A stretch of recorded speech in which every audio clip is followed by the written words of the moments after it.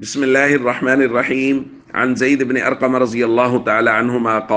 قال رسول الله صلى الله تعالى عليه وسلم إني تارك فيكم ما إن تمسكتم به لن تضلوا بعدي أحدهما أعظم من الآخر كتاب الله حبل ممدود من السماء إلى الأرض وعترتي أهل بيتي رواہ الترمذی۔ نبی کریم صلی اللہ علیہ وسلم نے ارشاد فرمایا، میں تم میں ایسی چیز چھوڑنے والا ہوں کہ اگر تم اسے پکڑے رہو گے تو ہرگز گمراہ نہ ہوگے۔ ان میں سے ایک دوسرے سے بڑی ہے اور وہ اللہ کی کتاب ہے، گویا وہ ایک رسی ہے جو آسمان سے زمین تک لٹکی ہوئی ہے، اور دوسری میری عطرت یعنی میرے اہل بیت ہیں۔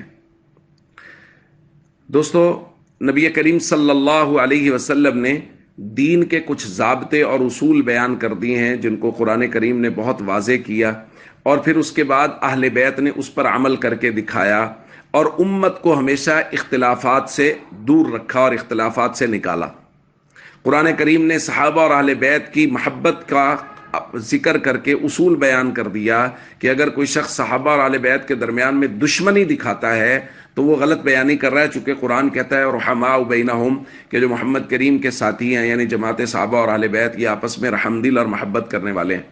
اگر کوئی آدمی کہتا ہے یہ آپس میں دشمنیاں تھیں تو نعوذ باللہ وہ قرآن کا انکار کرے گا۔ اس لیے ہمیں قرآن کے اس اصول کی روشنی میں صحابہ اور اہل بیت کے تعلقات کو دیکھنا ہے۔ ہاں، غلط فہمی ہو سکتی ہے، تو بھائی غلط فہمی تو دو نبیوں کے درمیان میں ہو گئی تھی، تو غلط فہمی اور چیز ہے، خدا نخواستہ دشمنی اور چیز ہے۔ حضرت موسیٰ اور حضرت ہارون دونوں وقت کے نبی ہیں، اور غلط فہمی کی بنیاد پہ حضرت موسیٰ علیہ السلام حضرت ہارون کے ساتھ جھگڑ رہے ہیں، تو غلط فہمی ہو سکتی ہے، آپ اس کو دشمنی سے تعبیر نہیں کر سکتے۔ بالکل ایسے ہی صحابہ اور اہل بیت کے درمیان میں کسی جگہ پر اگر کوئی مسئلہ ہے تو وہ غلط فہمی کی بنیاد پر ہے، چونکہ قرآن کہہ چکا ہے کہ وہ آپس میں رحم دل ہے۔ اور پھر اہل بیت نے ان اصولوں پر مہر لگا دی ہے کہ جب حضرت حسن رضی اللہ تعالیٰ عنہ نے سیدنا امیر معاویہ رضی اللہ تعالیٰ عنہ کے ہاتھ پر بیعت کی تو سارا مسئلہ حل ہو گیا۔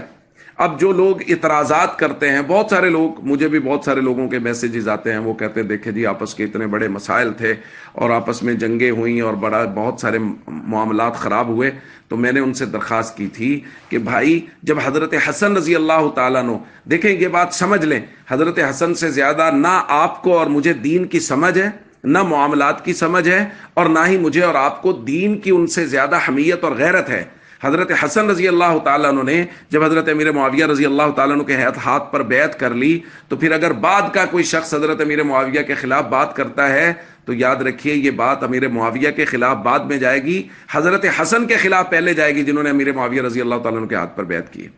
لہٰذا دین کو سمجھیں جیسے قرآن سمجھا رہا ہے، جیسے محمد کریم صلی اللہ علیہ وسلم سمجھا رہے ہیں، اور جیسے حضور کے صحابہ اور اہل بیت سمجھا رہے ہیں۔